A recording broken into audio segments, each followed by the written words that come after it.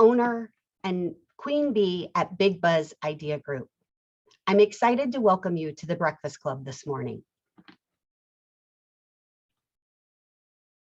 Just a few housekeeping notes. This session is being recorded and it will be shared with all attendees post-event via email later today. I hope that you've also taken the poll this morning. We will be sharing the results of that poll just in a few minutes. And if you have not taken it, please do. Put any questions in the Q&A box today, and we will have time to answer those at the end of the presentation. And we have started adding closed captioning to our presentations to make them more accessible. If you want to turn it off, then please click the button at the bottom of your screen and select disable. I would also like to give a huge shout out to my team who's with us this morning and thank Brad and Laura for being in the background and making this presentation possible. Big Buzz Idea Group powers nonprofit organizations to fuel positive change in the world. As a past executive director, you'll hear a little bit more about my story shortly, but we know that many nonprofit executives lack the time, staff, skills, and funding that they need. Big Buzz Idea Group fills gaps in management, marketing, and events so you can focus on the big picture and position your organization to thrive.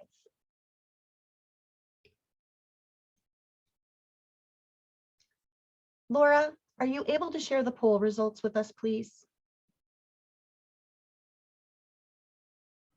So I wanted to just find out how everybody who's joining us this morning rates buy-in at your organization. And it is interesting that 50% seems to be where a lot of you are ranking it. If we add it all together, 75% are just under, between 1 and 6, which is not great buy-in, which explains why you're here this morning. And I hope that you will learn a couple of things that will help you advance your organization. I would also love to invite you to put into the chat if you have any particular items that you are looking to learn or take from today's session.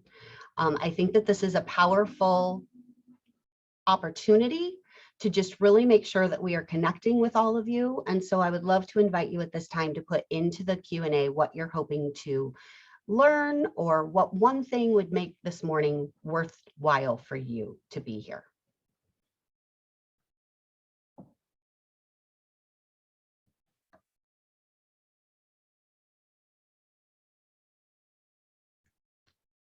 Is the chat on?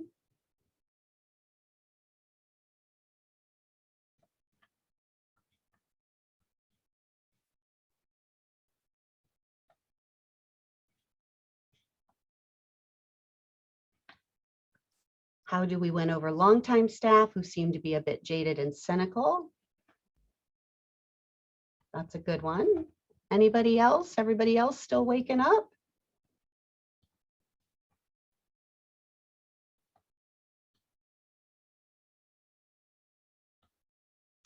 All right, we are going to, oh, we've got a couple more answers coming in. New board members.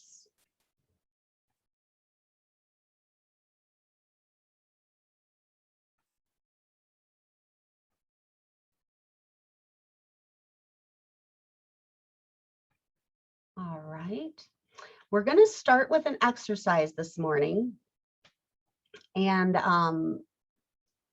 communicating to public about new nonprofit status. Oh, that's a good one. All right, so I think that we will definitely cover some great tactics this morning and be able to cover some of those items. We're going to start with an introductory exercise this morning, and I like to tell my story about when I first started and the organization where I was an executive director. Basically, I was overseeing 24 events a year, 12 newsletters, 8 committees, managing 225 members, and I was a staff of 1. And I had an old school board. Some of you may have heard a little bit about that in another session before. And so it was really difficult because my shortest termed board member had been on the board for 10 years. One of our original founders had been there for about 40 years, and everybody else fell somewhere in the middle of that spectrum.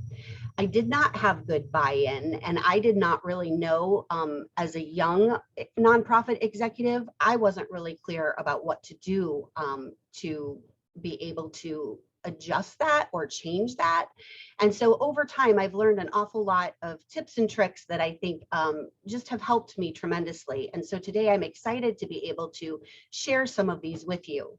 And so I want to start to get to know a little bit more about your experience and help you really start to kind of envision a couple of things. I think visualization is incredibly powerful, and I really like doing it, especially for this particular presentation.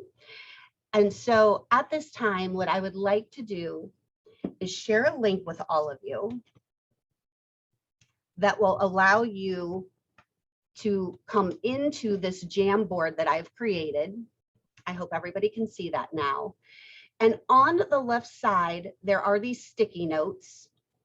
And once we do the visualization exercise, you're going to click on the sticky note, and then you're going to be able to type in a note here, and then you're going to be able to save it, and it will post onto this board for us. And so I want you to take a moment to close your eyes, and I want you to think about a team that you were part of, one that really frustrated you, one that drove you crazy and things didn't go well. And I would like for you for a moment to just think about what that was like. It might have been a project where the other team members weren't carrying the load. Perhaps it was a matter of, you know, somebody dropping the ball and not doing their part, which left everybody else scrambling at the end. Perhaps there was a team, but you felt like the only member. And what I would like you to do is now go into the Jamboard and create a sticky note and post up what that bad team experience was like for you. What made it a bad team?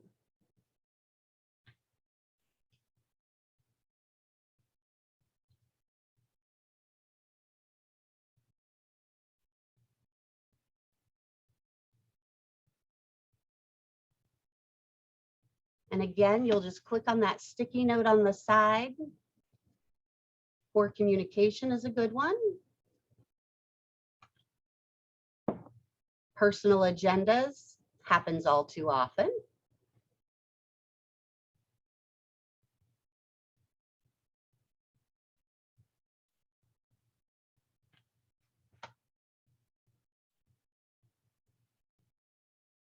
Lack of interest in getting the job done, no support from management.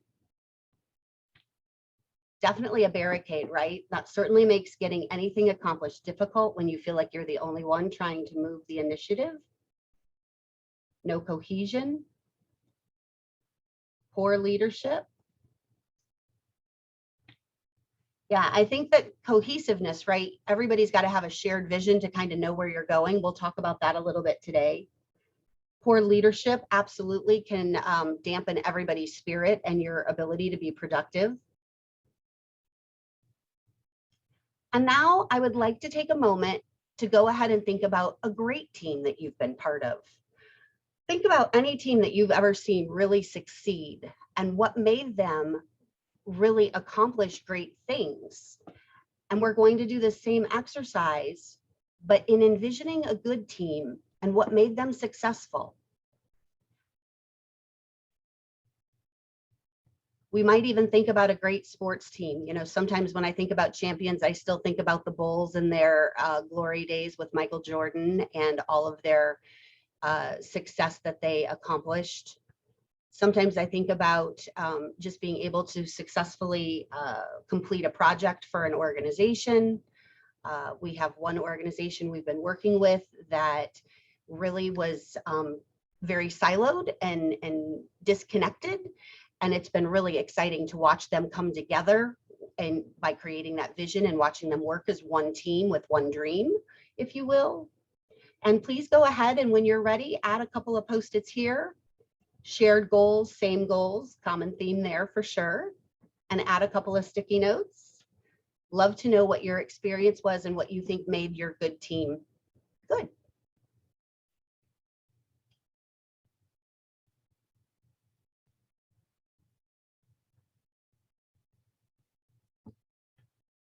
self-motivated staff, it does work better, right? When everybody's got some initiative and you don't feel like you're trying to drag everybody uphill with you.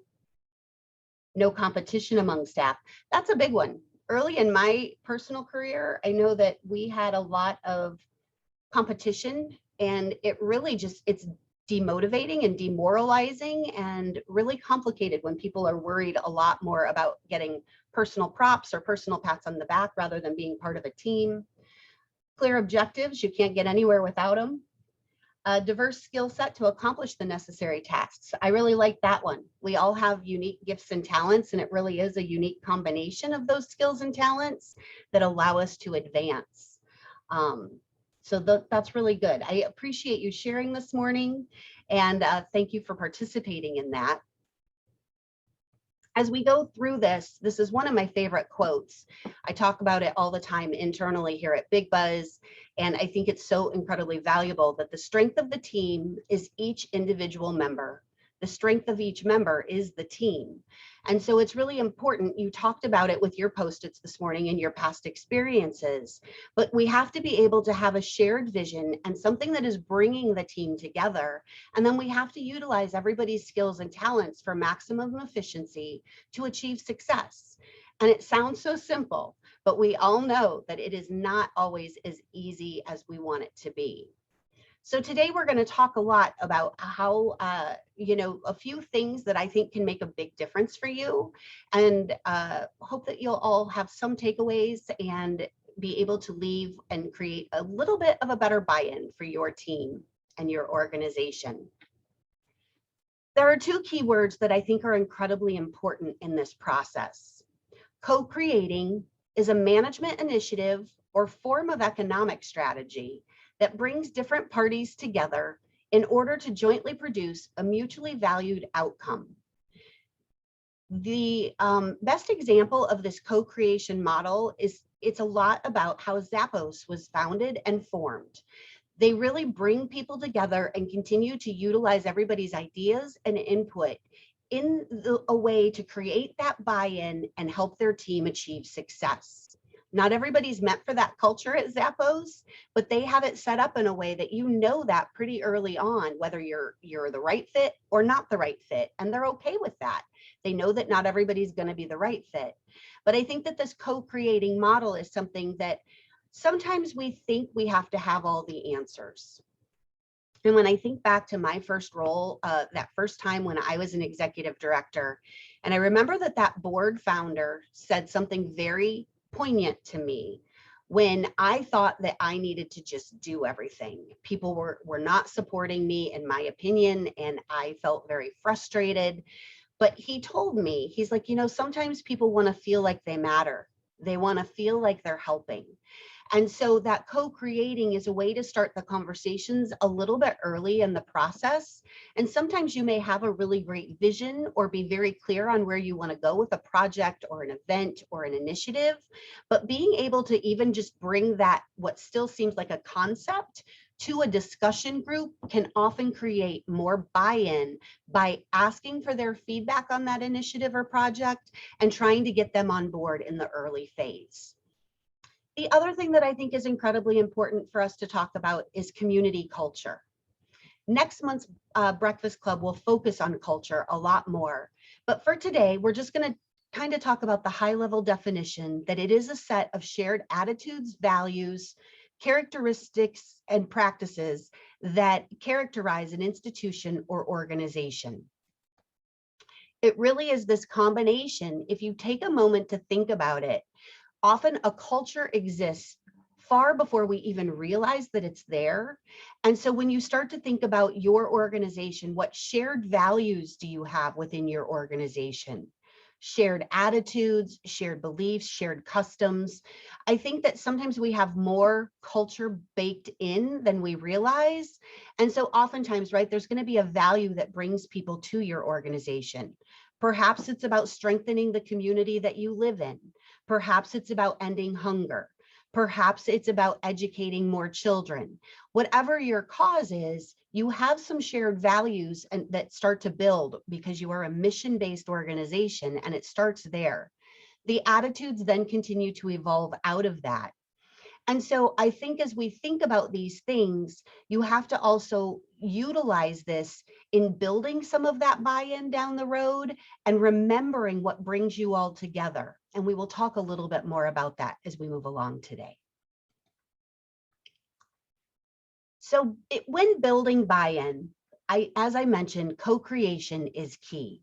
The more that you can get your leaders and the people on a committee or your volunteers involved from the front end, the more they're going to start to feel like they're part of the initiative and want to really see it succeed. So I encourage you to take that step on the front end to try to have everybody participate more. Share their thoughts and ideas. Sometimes they can take a good idea and elevate it to a great idea because they will have ideas that can easily be added in and elevate your project. You also really need to think about understanding your target audience. We're going to talk about this a little bit more in detail, but when we're trying to build buy-in, we often are coming at projects from our perspective. And we often are really thinking only kind of through our lens because we're busy. You're all very, very busy. You have a lot to do in a short amount of time, and therefore you're often rushing from item to item that you need to accomplish. And we sometimes need to take that pause and we need to think about the target audience and what's going to get them excited about this particular project. And again, we'll talk about that in more detail because I think that's a big piece of success. Utilizing surveys is a great way to also start to build buy-in. I know that one of the projects we worked on a while ago for one of our clients, we had some really good initiative ideas, but we needed to know what was going to resonate with the stakeholders. So we did a brief survey and even conducted a couple of focus groups where we brought samplings of the audience together to see if they were going to participate or what their thoughts were about our idea. Because if they didn't like it and they wouldn't participate, we were never going to succeed. And so really, I think, and right before you invest a lot of staff time, resources on a project that may not go anywhere, taking the surveys or doing a small focus group to see if there is interest and enthusiasm, or trying to get that kind of fan that fire, if you will, it can be really valuable to make sure you're not wasting your resources. I also think it's really incredibly important to identify and recruit key stakeholders. And, lots of times we have certain people within our organizations who are absolutely influencers.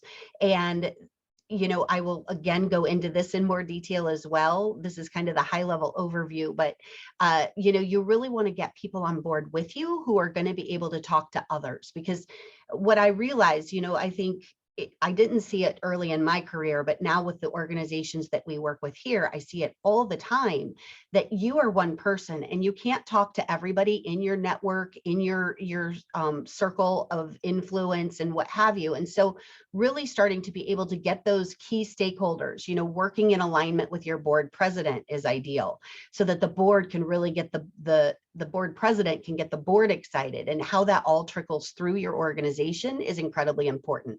Maybe you have, some key cheerleaders and what have you, but the more that we can get people involved on your idea and get them to helping you talk about it, the more that you're going to have more spokespeople and be able to have greater success. Part of those communication goals that you talked about when we did our earlier exercise is also setting expectations and participant goals. Sometimes I think we know what a project is going to take to succeed, but we need to paint that picture. And when we talk about clear communication, if we can set the expectation and we can help others see what it looks like to be successful, right, then the more success we can accomplish. And I think about the annual event that you might have, right? If every board member buys one table, if every board member buys 2 tables, right? What a big difference that makes between 1 table and 2 table. But we have to paint those scenarios as leaders within our nonprofits, and we have to show our leadership what it could look like and what their role is in this project. It's incredibly important that you also change the language. I, when I was early in my career, always talked about I and me. I felt really silly when I learned the importance and the value of we and us. I tend to be very collaborative in nature. We love to be part of different projects and work with different teams. We represent nonprofits in a lot of different ways. And the value of we and us, because it is, like I said, one team, one dream. You want to have that same vision, although everybody's role in the vision may be different. So you have to set expectations at different levels. But I really think it's so incredibly important that we move to that we and us, and, you know, help people see themselves in your organization and on your team.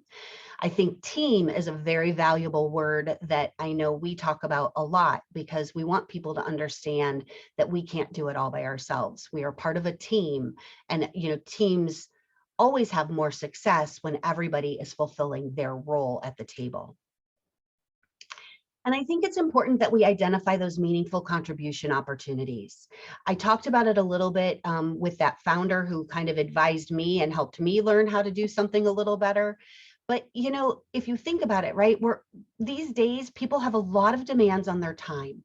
Everybody's incredibly busy. And when they get connected to an organization, they want to know that they're doing something meaningful.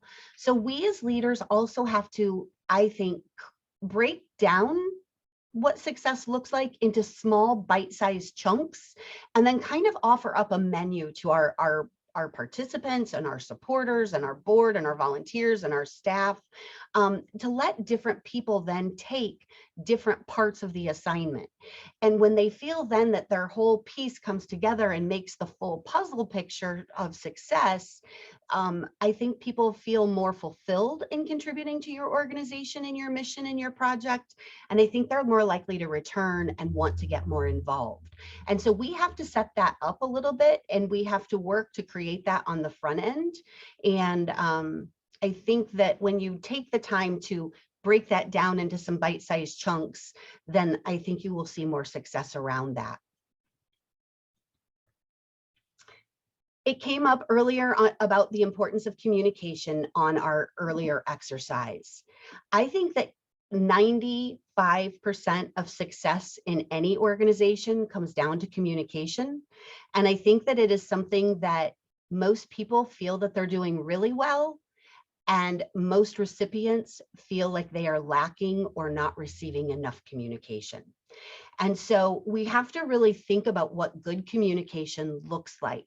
We have to think about how we can communicate more frequently and maybe give more information to everybody that's involved in a project or an initiative, because we have to remember we are really close to it. When you're a staff member and that's all you're doing is talking about it day after day, and maybe you are talking to your staff and then your board president and then your volunteers. So it feels very fresh and very obvious to us sometimes as leaders, at least it did for me.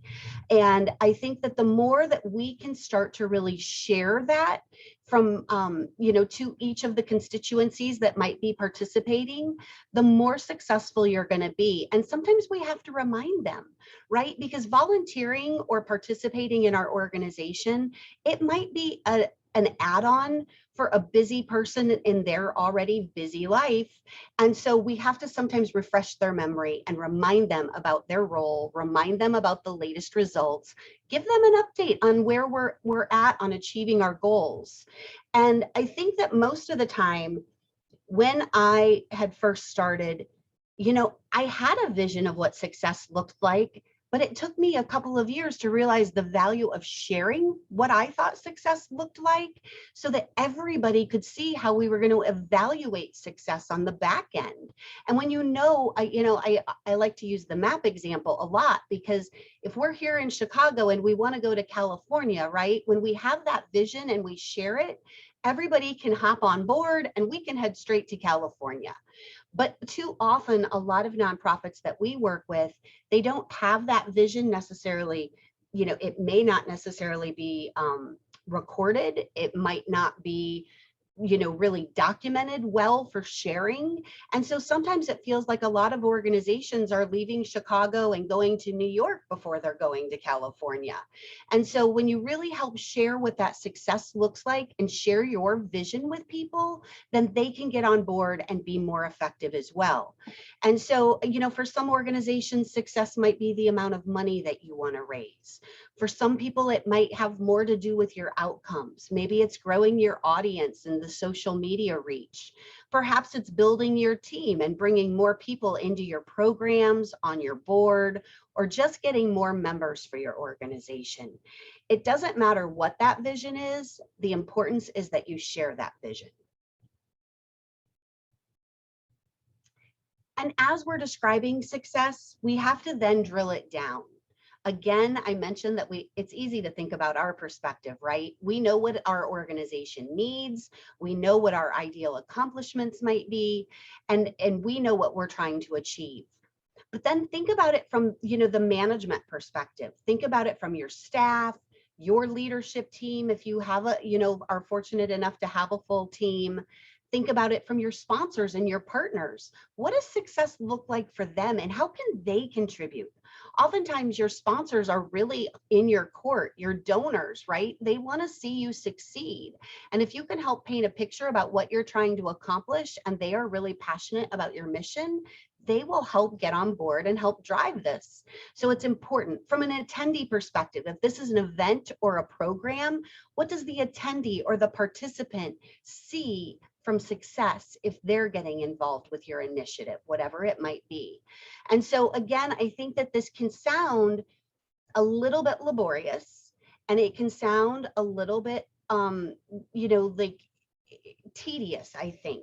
But oftentimes this is something that if you do it the first time on a project that you do regularly, on a program, or just for your organization as a whole, it really starts to be a document that you can then just refine year over year and utilize in other ways within your organization for additional projects. Because sometimes success is going to look very similar for different things, because you are mission driven and you're generally always trying to accomplish a few things every year. And so doing this is a great way to get other people on board and help them identify how they can contribute and participate in building success for your mission. Once you think about those perspectives, we have to continue to identify roles in success. What role will your board play?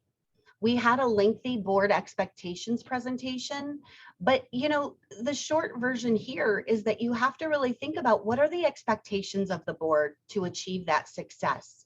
And I like if you can share some of your highest expectations with your board before they come on to the board. It's really ideal, because you want to be able to set the bar on what those expectations are going to be, and know that they're coming on board knowing they can contribute and meet those goals, and then do regular check-ins to make sure that they're meeting those goals.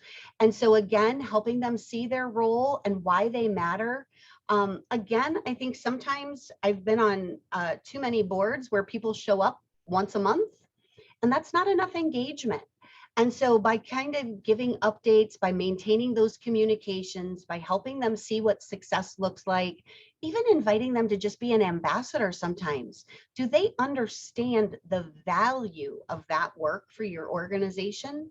It seems pretty straightforward to us and obvious, right? That we're constantly trying to build our awareness and gain new followers, new participants, new donors.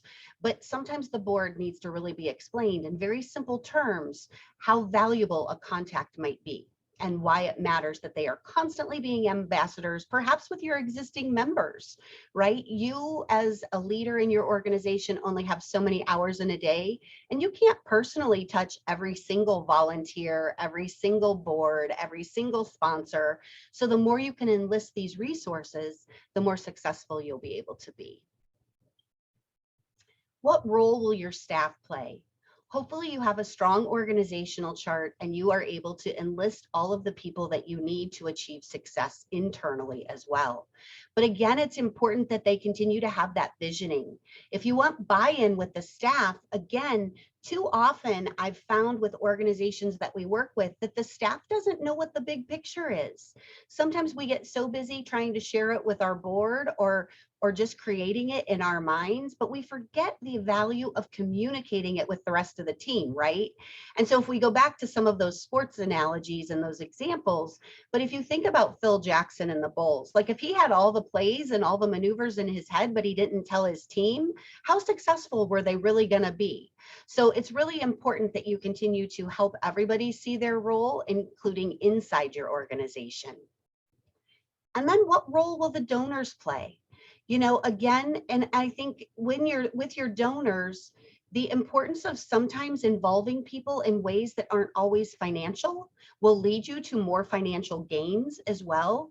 It's important to maintain the relationship with your donors, continue obviously to, you know, connect with your high level contributors, but continue having systems or processes to engage your lower level donors so that you can grow and expand them in this mission as well and help them understand. And sometimes inviting them to actually connect with you on a program or an initiative so that they can see firsthand the great work that your organization can do might also change their perspective and then create more giving in the long run. And what role do your volunteers play? You know, we have one project where we used to train 600 volunteers for the largest annual fundraiser. And we had to really take time every year to help them understand that the project wouldn't be possible without their success. And we really wanted them to understand that they were benefiting usually 6 to 12 nonprofits throughout the course of their 2 or 3 hours of giving and sharing their time with us. And so really helping your volunteers to understand again and get to do meaningful work or to see, you know, their contribution differently. We'll talk a little bit too about how important it might be to share some successes around some of their work and how you can highlight volunteers and the good work that they're doing just to continue to make them feel good about what they're accomplishing too. And then I think it's really incredibly important to always talk about why your initiative matters. You know, when we started doing some of that visioning exercise, I think it takes us all the way back to understanding the vision that's driving your organization holistically.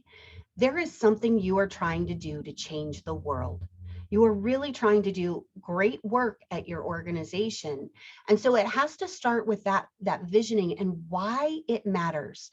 I know that as somebody who's come up, you know, through just a different series of employers, I really found that I never had good management. And when I started to have my first good manager, what I realized is that people would always just tell me what to do, but they wouldn't give me the why. They would never tell me why the work mattered or why that process, why did I have to do it that way? No matter how simple it was, sometimes I just didn't understand the why behind the process. And so I think if I can impart nothing else upon you today, that sometimes how you share your story and the telling of why the work you're doing matters, then I think that buy-in really starts to blossom and unfold in just the most beautiful way when people understand what they're being, you know, what they're investing in, what they're contributing to, what they're being part of, and how this initiative or project or event is going to expand that vision and that mission. Again, everybody wants to feel important, and it's our job to make sure that they do feel that they are important and impactful. And you know, just to talk a little bit, I utilized this image today because of the stage, because I really do think there's a spotlight on all the different roles and responsibilities that really kind of make the whole production for your organization. And so really defining that out by, you know, as a director, you are a director and you are coordinating each of those pieces so that together, right, they all come together and create a beautiful final product. I think that we also have to think about communication preferences. And, you know, part of this, everybody's got different communication styles. It is only natural that we tend to default to what comes naturally to us. But when we are really thinking about building buy-in, we have to expand and think a lot more about our team and what is their preferred style of communication.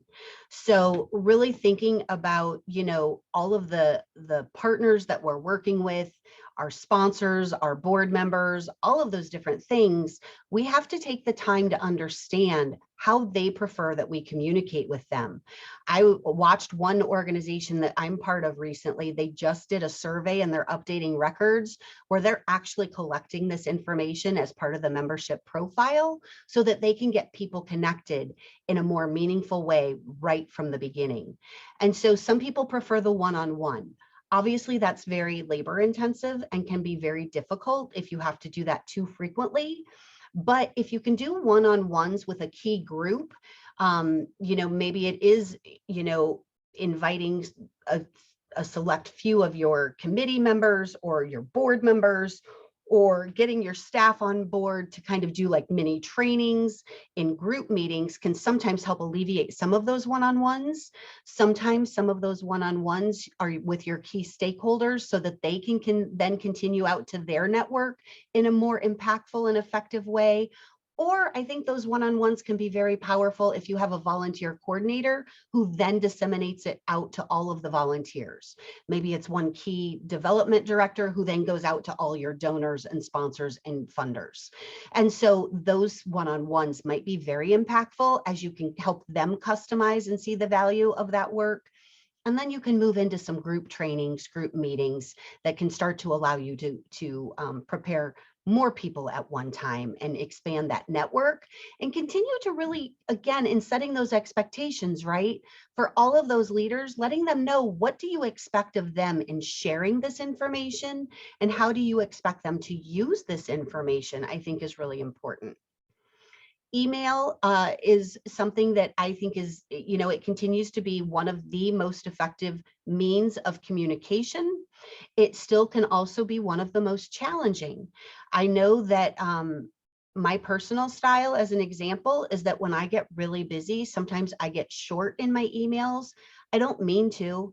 I absolutely don't mean anything by just getting down to business, but I'm far more direct when I'm busy. And some people often think that that means I'm taking a tone. So I have to be very cognizant and aware of that. And I think that I utilize and share that example with you to think about your own personal style. I invite you to kind of give yourself an assessment and think about if there's ways you can do that better. It's also gotten a little bit complicated on some of the email programs, and with the sophistication of some of the AI technology, that certain emails that we are trying to utilize to reach, maybe it's our audience, and do those group newsletters or group emails, but they get filtered out into a clutter or a junk folder, not, non-focused or focused. And so you really want to make sure that your key people, key players are making sure you're on their white list and that they're receiving your emails and conducting that kind of follow-up, because if nobody's getting the information you're sharing, you're going to really not be able to achieve those results that you're trying to accomplish. Sometimes mail can still be really valuable, right? People get bills and they get junk mail.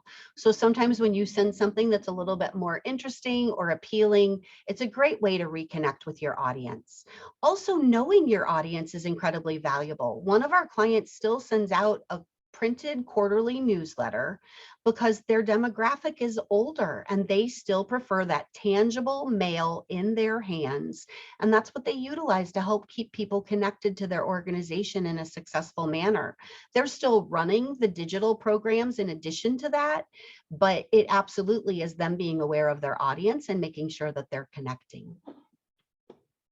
Drop-offs can also be another way to get attention, or to do something creative to just garner attention. We do have a couple of organizations we work with, and it's really difficult to know. They are, one is a chamber of commerce. They have businesses who have staff members, and if you think about a retail stretch or a bank branch, for example. And so as we are thinking about those kinds of businesses for them, they often have a lot of layers of employees. And so we don't always know that the mail reaches the right person in the manager or owner category. And so even those drop-offs of information sometimes are really important. And we do go out and still visit those businesses because we can directly ask, is your manager available? Is the owner available? And try to connect with somebody at a higher level so we can ensure our information is getting through where it needs to reach. So I think it's really important that we continue to think about our partners and the businesses that we work with, the individuals, and really meet them on their preferred playing field. Another way to increase buy-in within your organization is really identifying and utilizing influencers. I think it's important, again, if you think about all of your audiences and your key constituencies, and then start to find out if there are a couple of people who, there's often a couple of leaders that are magnetic. They stand out, they're charismatic. And so if you can find some of those types of people, then you can really start to make a difference, because if you enlist them in building buy-in for your organization, and that might be their sole role. I think, again, when we talked earlier about individual and unique gifts and talents for people. And so somebody's goal might, their role for your organization might be a natural, connector, a natural, influencer, and really trying to draw them in. It can be very valuable for you. And so think first about your key stakeholders. Often that's going to be some of the most influential people on your board. Maybe it is some people who, maybe it's some of your highest donors. Perhaps it is some people within your community. It can be a lot of different people, but take time to make a list of maybe your top 10 key stakeholders and start there. If you can't do all of these things that we're talking about today, start with just a couple and really see if you can make an impact by starting to grow your team, and then charge them with expanding that reach as well. You might serve geographical areas, and also making sure that you have a representative in each different geographical area can help you increase your buy-in. We have a statewide organization that we have worked with for a couple of years, and it's been really important for them to increase and improve their communication and relationship with all of their agencies within the state, so that the different rural communities, the urban communities, that everybody is receiving information about their programs, their services, and their offerings, because people can't participate in what they don't know about. So if you're serving different geographical areas, make sure you're thinking about how you might be able to, expand your reach to them. Are they getting the communication and the information they need to contribute to your success? Again, identifying a key rep in all of your areas of organization can be valuable. Having somebody on your staff who's going to disseminate information, or making sure, if you have a large staff, that all of your leadership team is disseminating the information out to their staff, and their departments, is incredibly important. Again, thinking about, the programs that you are offering. Is information being shared with all of those program leaders and the program participants? Because your program leaders might be able to also be good spokespeople and pass that information along. So again, you have a lot of people who can be conduits for you. And I encourage you to think about kind of, even taking a circle and drawing out branches where you can think about who are all the audiences around you, and who are the conduit partners that you want to reach to be able to then continue the tentacles reaching out further beyond yourself. And then, of course, your board, who's going to be the board spokesperson most times, right? If you've got a strong president, they're going to be your partner in crime. They're going to be charged and tasked with getting the board, excited, getting them on board, and helping them to expand their success and helping paint that picture. I think sometimes we have the issue where we, as the staff, we feel challenged or sometimes disconnected from the board, or like the board doesn't hear us. Sometimes the president, as peer-to-peer with the board members, can have greater success. And so really getting that board president involved, there's value in that. And maybe if it's not the board president, I've seen some boards where, maybe the president wasn't exactly the ideal spokesperson, but maybe there is a committee chair or committee lead or somebody else on the board who's likely to be a future president who may get the big picture. And so really being able to spend time with that person and help them get the board excited can be valuable. Think about the ethnic groups that you may serve, and do you have a spokesperson or a representative for each of them? We all know how incredibly important diversity is. We are all, I am an advocate for all of us trying to reach more people and invite them to the party, invite them to dance, invite them to participate in our initiatives and take advantage of our programs and the great services and work that are out there in the nonprofit arena. But we have to really think about how are we trying to reach that audience and what are we doing to make a difference? Because we cannot just think that they're going to come to us. We have to really think about where they might be and how we can make sure that they know that they are wanted, in participation and to be involved. And we have to work a little harder, I think, to find those partners and to really make sure that those, all ethnicities feel invited to participate. And then influential businesses in your community, depending, and when I talk about community, it might be a neighborhood if you are geographically located, and it might just be your overall nonprofit community. And you may have some influential businesses that, support you, and leveraging them. Can they talk to their employees? Can they talk to their customers? I think a lot of our financial institutions have the ability to share information within their branches, within their audience bases. I've seen some sponsors and partners be able to share event information with their clients in a way that it again continues to grow and expand your nonprofit network successfully. So really think about what that could look like for you. And then any other connections and connectors and cheerleaders are going to be very valuable for you. Again, you want those people that are naturally, I think there are people who are natural connectors in the world. They're the ones that are always introducing you to this person and making sure that this person knows about this connection or service or opportunity. And so when you connect with those natural connectors and in a meaningful way, they're going to also continue to help expand your reach.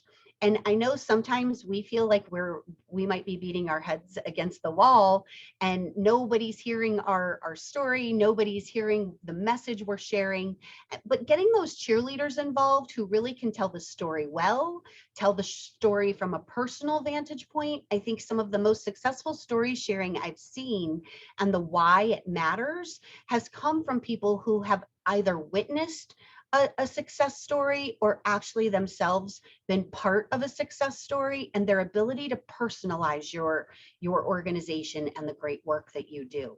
So really think about, again, how all of those audiences and those people are connected to you, and how you can identify those people who can help become your spokespeople and your voice to reach more people. Because I know your time is limited, so you want to really develop that network and allow them to help expand your reach. This one's pretty straightforward. The value of relationships is incredibly important. And I think that, again, because often busy nonprofit leaders have so many things to do on your list, it can be challenging to remember the importance of maintaining relationships. But the more that we can really connect with people and understand why our work matters to them, why do they have a passion for your work, and connect with that deeper why, the more you're going to be able to build the buy-in that you need. And so it is important to maintain touch points. And sometimes it can be as simple as the monthly newsletter. We have one nonprofit that we work with, and we are working really hard. They connect with people who are connected. They are a service provider, and they connect with the families that are connected to their direct service audience, but they're not connecting with the larger world, if you will. And so we keep trying to encourage them to put out a monthly email that shares the great work they are doing with a larger audience and invite other people to sign up for their newsletter. I think they could uncover a lot more donors. They could develop a lot more relationships and start planting a lot more seeds for their growth if they were reaching out beyond their current constituency and their immediate base. And so I just think, it can be as simple as maintaining, maybe it's a holiday card, maybe it's a happy spring message, maybe it's something creative around St. Patrick's Day, and we're lucky to work with you. And just simple notes can go a long way. And then knowing what the threshold is, divide where you need to do personal touches over the course of a year so that you can break it down. Because in the relationship development, if you can commit to 1 or 2 or maybe as many as 5 outreaches per week, you can really start to increase your impact and how you develop those relationships for benefit in the long run. And encourage your staff to do the same, train your board to do the same, and make sure if you've got those people out around you as your conduits who are helping you expand reach, but make sure you've got a means for capturing their contact information and getting all of those people on the list within your organization too. There's far too many organizations that we've watched with their key event, their gala, their main fundraising event, that guests are in the room, but they're not capturing the data on those people and have no way to follow up and try to stay connected to them. So really think about how you're capturing that contact information and getting people onto your list so they can continue to see all that you're doing and hopefully support you in the long run.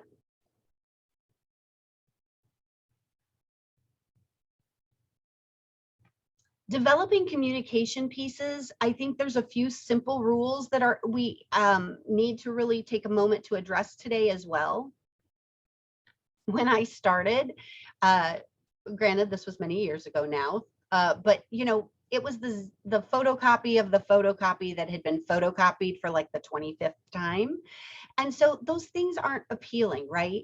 You might be a nonprofit, you may not have a huge design budget, but at the same time, the ability to have a crisp and clean document is really valuable and important. And these days, you've got so many more tools than were available when I started, back in the day. I'm dating myself a little bit for sure.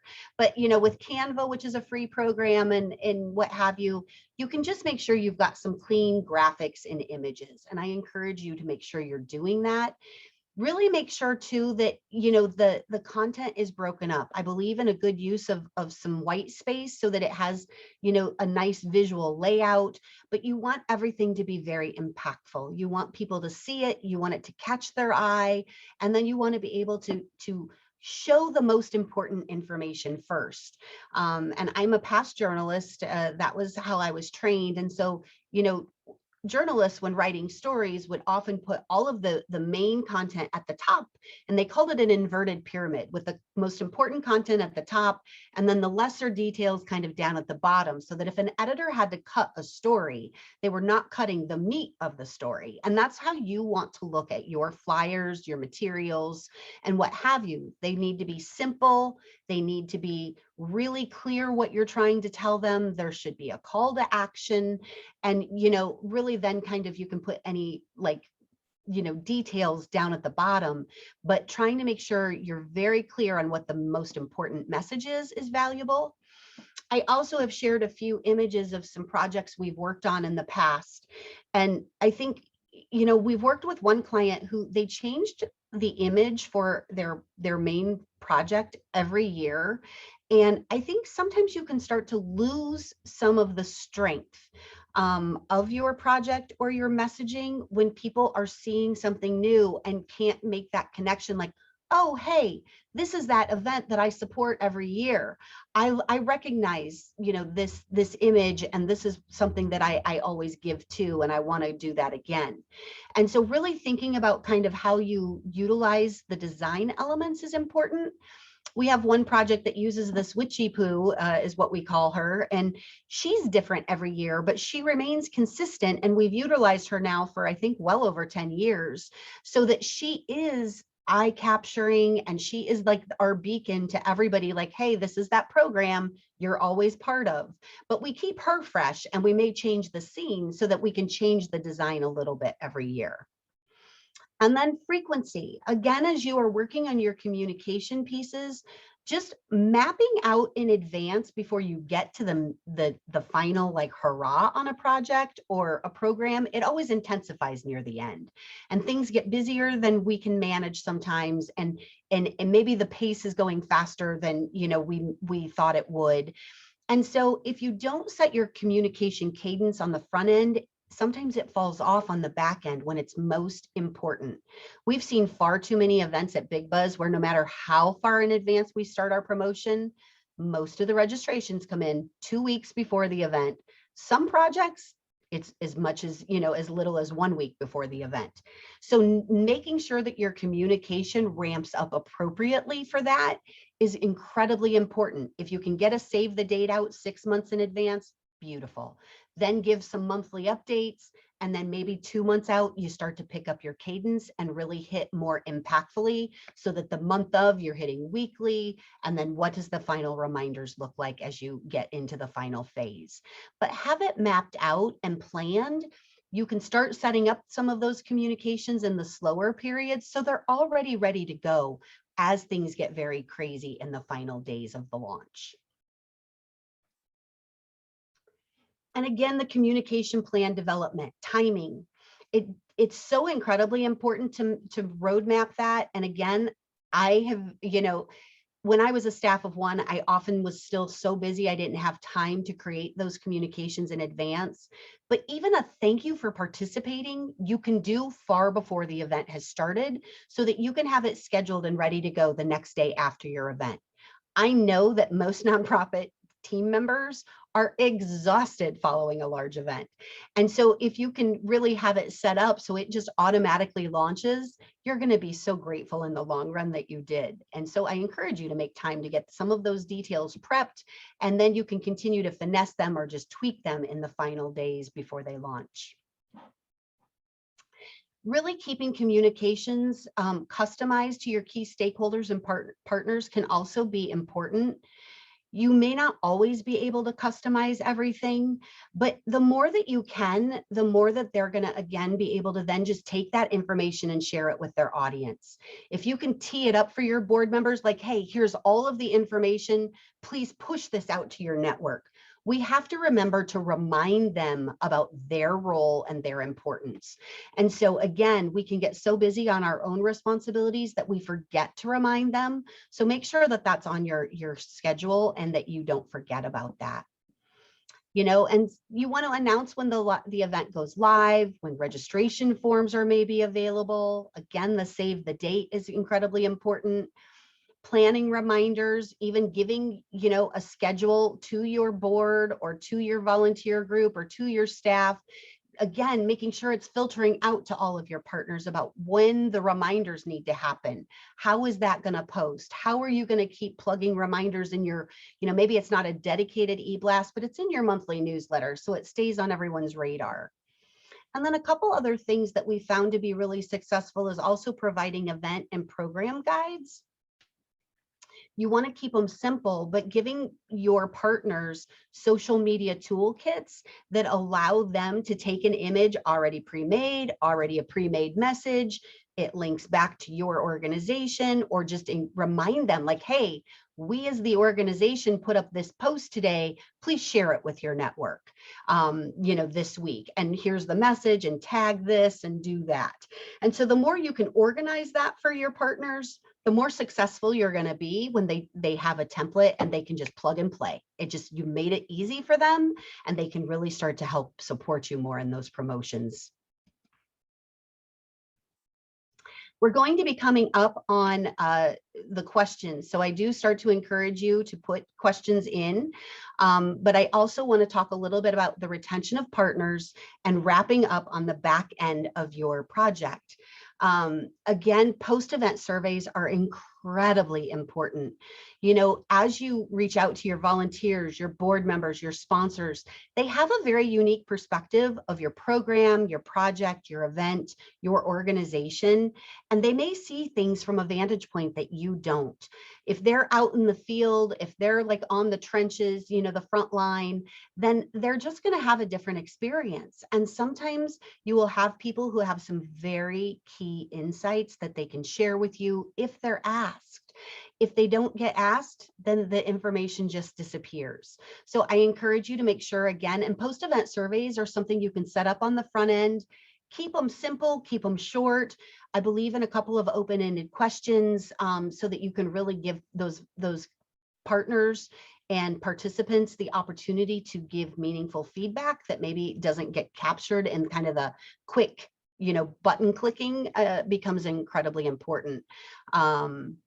You know, but what ideas do you have for improving this project or event? You know, what would have made this experience better for you? Those kinds of simple open-ended questions start to just expand the detail that they are being invited to share, and can often then help you improve the process or the project for the next year or the next go round. Sharing post-event stories and images. I think this is a great way to also show your partners, whether it's sponsors, staff, volunteers, board, it doesn't matter, but being able to involve them in the promotion for your organization. Obviously, if you get to tag them on social, that starts to make sure that their network's seeing it. It could make more people aware of your organization very easily. But also, people have a natural tendency to want to know they're doing good. And when they see themselves recognized in a story or an image and called out, it makes them feel better. And when they feel better about themselves, they're going to feel better about being connected to you. And so I really encourage you to share the post-event images and stories. A lot of organizations do those photo galleries.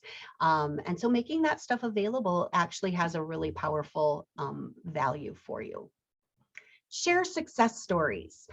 If you achieved your mission or your goals, you know, how close did you come? What did that look like? Report back out. You help set the vision with everybody of what the goals were.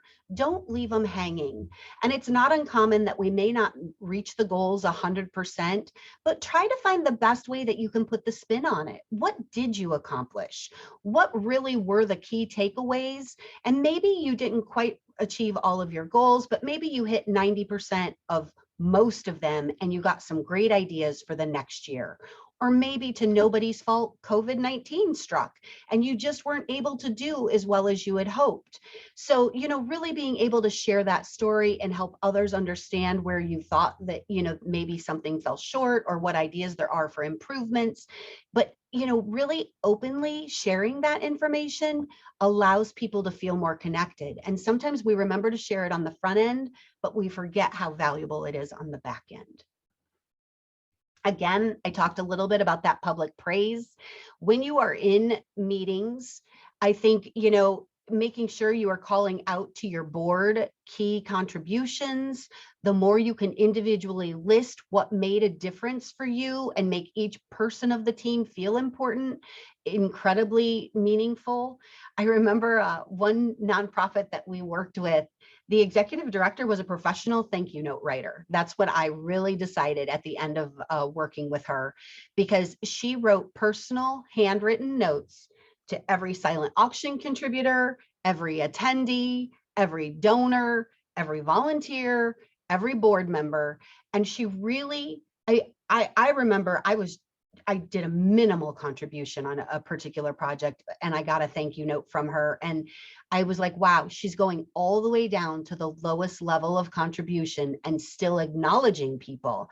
And so, you know, she did it directly, but then calling out your larger contributors in the committee meeting. If you've got somebody who gave that stellar rock star performance that you wished everybody would give, call them out and be specific with your praise so that other members are like, oh, I wouldn't mind being recognized for that, or I should do more of that skill. I could be, you know, recruit more people to support this organization or whatever that might look like. And I think you will continue to find you can grow your success in a meaningful way. Ongoing communications, we've talked a little bit about updating lists. I also think it's important to look at year-round meetings, making sure you're giving yourself enough planning on the front end to ramp up, to get people on board, and to plant the seeds that are going to help them help you grow your project or your organization. If you go dark, sometimes you can lose people. Sometimes they get busy, they may, devote their time to another initiative or another cause, and maybe they'll roll off. So maintaining that year-round communication, maybe it's just quarterly meetings in the off season, whatever that might look like, but it can be incredibly valuable. And then the monthly newsletter. Again, I think maintaining, your newsletter is hopefully sharing your stories and talking about your impact on a regular basis. And whether it's a donor or a volunteer, you still want people to be seeing the good work that you are doing, and that ongoing communication is a way to make sure that's happening. So I think that, looking at how you retain your partners and volunteers and donors is also incredibly important. That brings us to the question and answer. Just happy to answer any questions. I don't see any at this time. I will give everybody just a minute to see if anybody wants to add anything to the Q&A.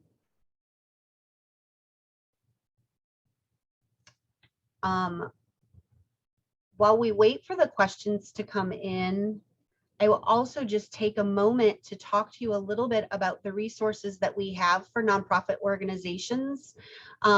We did start some new support services last year as a result of COVID, and talking with a lot of our clients.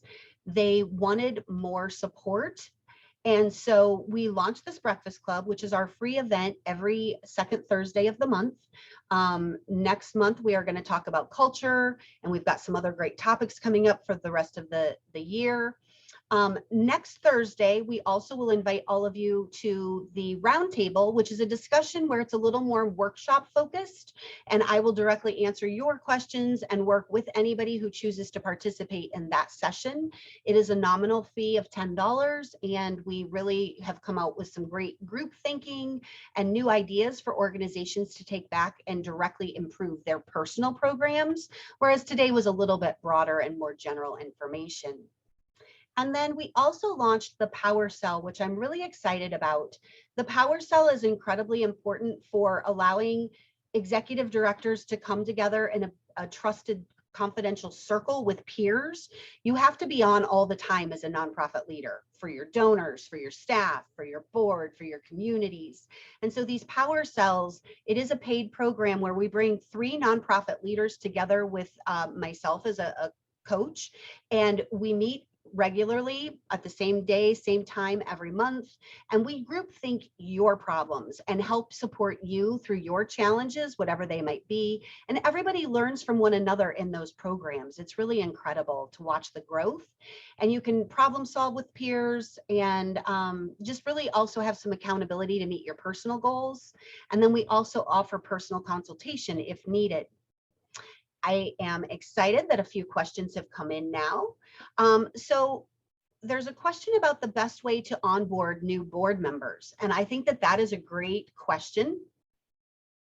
One of the things that I think you have to do is really, again, the setting those expectations for board members is incredibly important, and being able to communicate on the very front end. Ideally, I would like to think that you've established those expectations and could share them in the nomination process, and then the ability to take that and reinforce it as you're onboarding them is incredibly important. Most of our nonprofits, we advise that they do a retreat, whether it's a half day or a full day, depending on your organization and your board.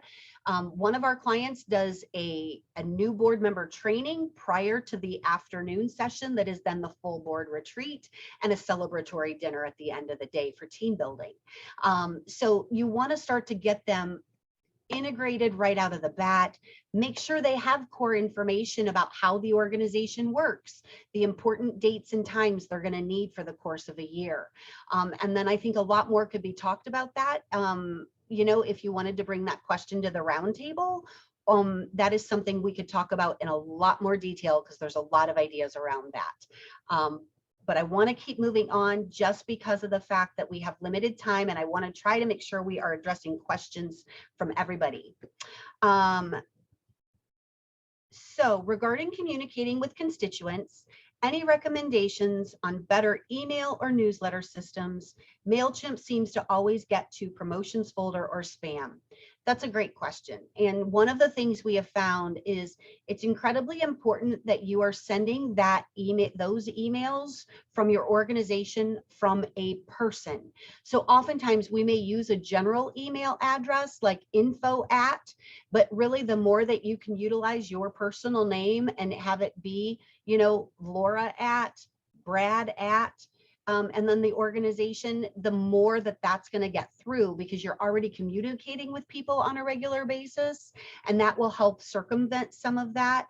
The other thing too is we are always advising people what our schedule is and encouraging them to look for, to make sure they've whitelisted our organization and the email addresses that they will generally receive those communications from to help break them through those barriers of filters.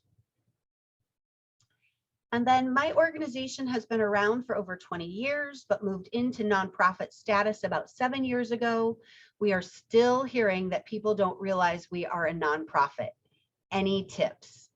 So I think that that can be a challenging one. And I do think it's interesting because, you know, how you present that or where you're sharing that may be something that you want to revisit. Also, there might be some insights into if you can look at who those people are that are saying they didn't know you were a nonprofit, you know, because I think that you want to kind of try to understand if it's a certain segment of your population, and maybe there's a way to bring them together to potentially broadcast that or share that or talk about that more deeply. I think that also, sometimes I find that if you keep saying the same things on too frequent of a basis, you have the ability to become what I like to call wallpaper, right? People don't see it or hear it anymore because it's there too often. So sometimes if you, you know, maybe it's a short video that helps animate it. These days with Canva even, you can make a short video about how, you know, a program has changed or how it is a nonprofit and tell that story. Sometimes, you know, you might want to share that information more directly with certain people. You could bring a group together for latest information and what have you. But otherwise you have to just keep saying it over and over for sure. I think that is the kind of thing, if you wanted to schedule a time to meet, we might be able to talk more specifically about what you've tried or if that is a specific audience.